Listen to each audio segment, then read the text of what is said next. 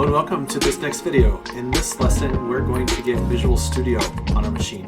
So what we're going to want to do is get another download, and this is becoming a little bit repetitive, but that's what we have to do. So we're going to go Visual Studio. So we get the Visual Studio downloads. Now you can do most .NET development in Visual Studio Code at this point. But what I want is the actual full Visual Studio, so I can use that on my machine to do full, robust Azure projects and things with Visual Studio. So there are 3 editions: Community, Professional, and Enterprise. If you have a license for Professional Enterprise, you can download those. If you want to try a trial of them, you can. So I'm downloading the Visual Studio Community, and you can see that the setup is done, and you're really encouraged because that's like, oh, that's really super fast, right?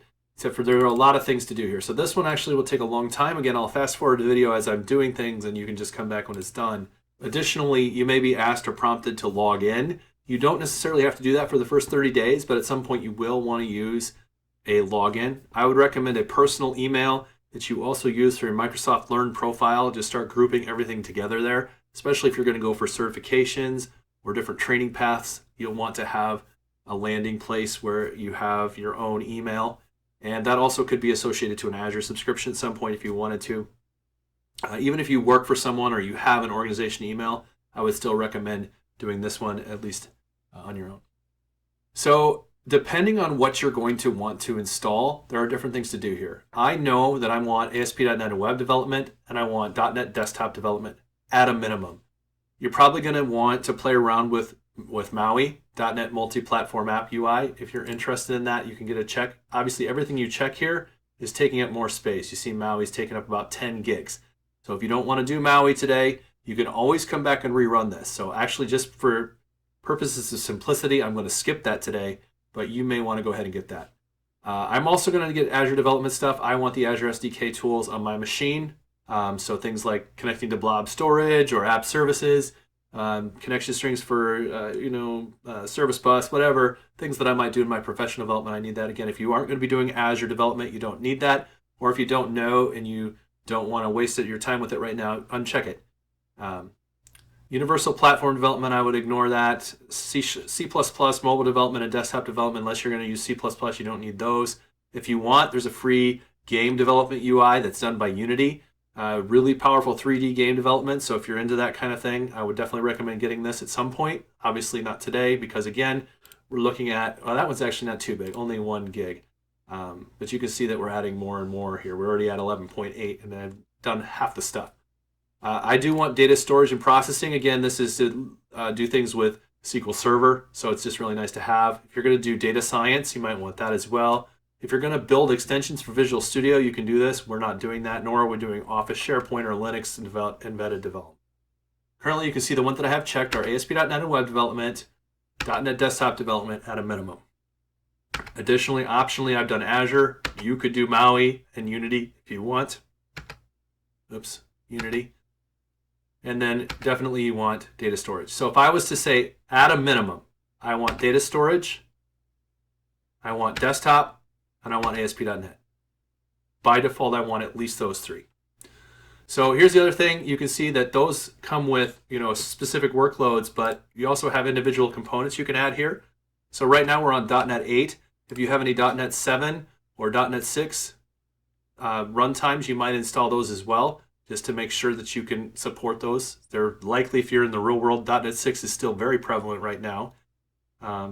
If you're doing .NET 6 MAUI or WebAssembly, you might want to add that as well. So you could bring those runtimes in. I'm definitely going to bring in 6, 7, and 8, just because even though 7 is going out of support within the next couple of months, I still have some projects that are in 7. I definitely have some in 6, and I've done very little with 8 yet, but that's where we'll be going forward. If you have older projects, you could do that as well. Older SDKs for .NET Framework are also here. Note that you have 4.8 already, 4.7.2. Those are the last versions of these, and they're going to be supported through 29 or 30, somewhere in that range. So you may still see some of that. I would just leave those checked for now and not mess with that.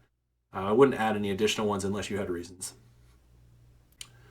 If you have GitHub Copilot, you can add that right now. If you don't, sorry. Obviously, there's a bunch of different options here: code tools, DevOps integration. So you can see, you could go through this on your own and just kind of see, like, is there stuff here that I think I want, or even know what that even means? I don't know. As you can see, different things allowing us to get different installed. Now, obviously, language packs, if you want to do Russian or Italian or Chinese or Korean or Spanish, you can check that here.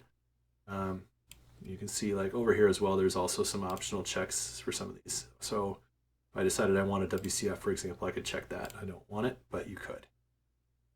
And once you have all that, then the next part is the installation location. Default, again, is going to be under Microsoft Visual Studio here. So program files, Microsoft Visual Studio 2022. The edition is community for me. That's probably what you're doing as well. Package cache is there, so make sure you keep the download cache. You can clear it up later if you want to, and then shared components go there. So you can see that I've got 13.5 gigabytes of stuff to do here. So I'm going to click install while downloading, and I'm going to let this run. And ultimately, this is going to take some time. It happens, right? So we may even have to restart our machine. And at the end of this, likely by the time we've done SQL Server and all this .NET frameworks and a couple other things with terminal and such, at this point, would be a good chance to do another Windows Update check just to make sure we have everything. So clearly, I'm not going to make you watch 14 gigabytes of stuff download. So as I've been doing in the other videos, I've decided it's a better path to just split these into two. So obviously, you can get your Visual Studio installed and then run the next video to validate, where we'll actually build out a website and see that everything's working with both our Visual Studio instance and the connection back to the SQL Server to kind of wrap all of that together. So that will end this video. Go ahead and get your Visual Studio installed and then continue to the next video. Thank you very much. We'll see you next time.